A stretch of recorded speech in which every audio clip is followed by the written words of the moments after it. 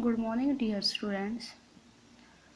In today's biology class, you will learn about nutrition in amoeba. In the last class, we have discussed about different modes of heterotrophic nutrition. Today, we will study about nutrition in amoeba. As you all know that amoeba is a unicellular organism. Unicellular means made up of a single cell, only one cell, which follows holozoic mode of nutrition. Which follows holozoic mode of nutrition. Holozoic means feeding on other organism या फिर feeding of food as whole. Amoeba obtains food by phagocytosis, which is also called cell eating. Phago means eating, cyto means cell, sys means process of cell eating. Amoeba is found in water, mainly floats in surface of water. Amoeba eats tiny plants and animals as food. Next, steps in nutrition. There are 5 steps in nutrition. First is ingestion, which means intaking of food. Digestion, in which complex substance broken down into simple substance. Absorption, digested food is absorbed. Assimilation, absorbed food is used for obtaining energy. Egestion, it is the removal of undigested food.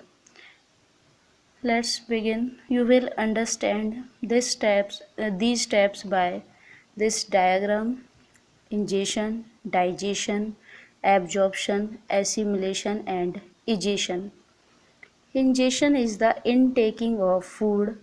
Amoeba has no mouth. There is no mouth of amoeba.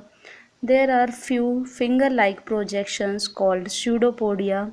Pseudo means false, podia means feet. These are finger-like projections. They come toward the food. When food particle comes in contact with amoeba, these pseudopodia fuse together and form food vacuole. जो ये finger like structure आपको नज़र आ रही हैं, इनको ही pseudopodia बोला गया है. फूड पार्टिकल जैसे ही अमीबा के पास आता है वाटर में फ्लोट होके, तो क्या करते हैं, ये इस एरिया को कवर कर देंगे और यहाँ पे बनाएंगे food vacuole.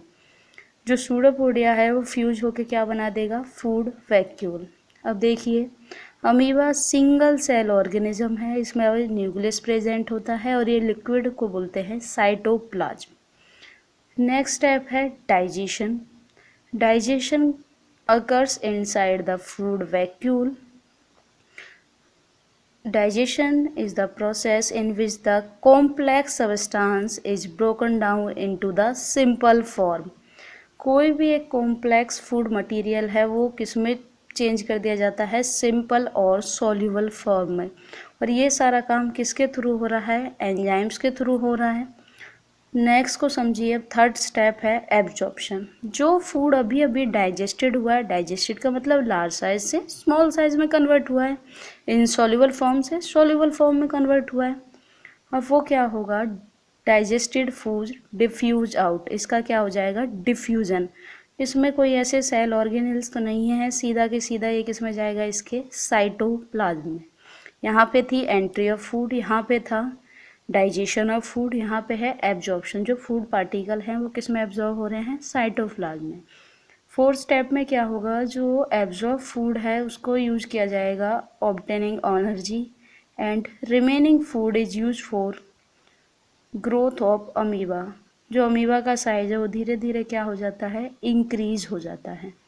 Fifth step is the egestion.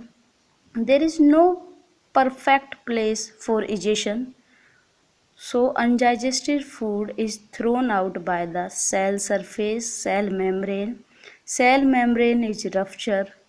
जो सेल मेम्ब्रेन है वो क्या हो जाती है, रप्चर हो जाती है, वो टूट जाती है, जिससे कि अनडाइजेस्टेड फूड मटेरियल क्या हो जाएगा, बाहर निकल जाएगा. दोबारा से समझिए. इंजेक्शन, फूड की एंट्री हुई सूडोपोडिया की हेल्प से.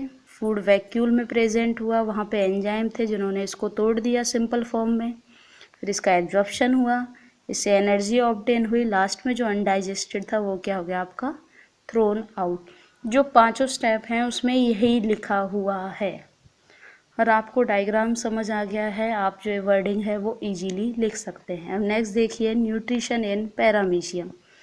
पैरामीशियम भी अमीबा की तरह एक यूनिसेलुलर ऑर्गेनिज्म है, ये भी वाटर में प्रेजेंट है, लेकिन इसकी शेप कैसी होती है, डेफिनिट होती है, और इसमें small hair like structure present होते हैं जिनको सीलिया बोला जाता है, और ये इसके फूड को इसके माउथ तक, जिसको बोला गया ओरल ग्रूव, वहाँ तक लेके आते हैं। उसके बाद के जो चारों स्टेप हैं, डाइजेशन, एब्जॉर्प्शन, एसिमिलेशन, इजेशन, सारे क्या हो जाएंगे, सेम। ये तो रहा सिंपल ऑर्गेनिज्म या फिर यूनिसेलुलर ऑर्गेनिज्म में न्यूट्रिशन। इसके बाद आप सभी पढ़ेंगे न्यूट्रिशन इन ह्यूमन, जो आपका इम्पोर्टेंट टॉपिक है, उसको ध्यान से समझिएगा। आज के लिए सिर्फ इतना ही। Thank you, have a good day.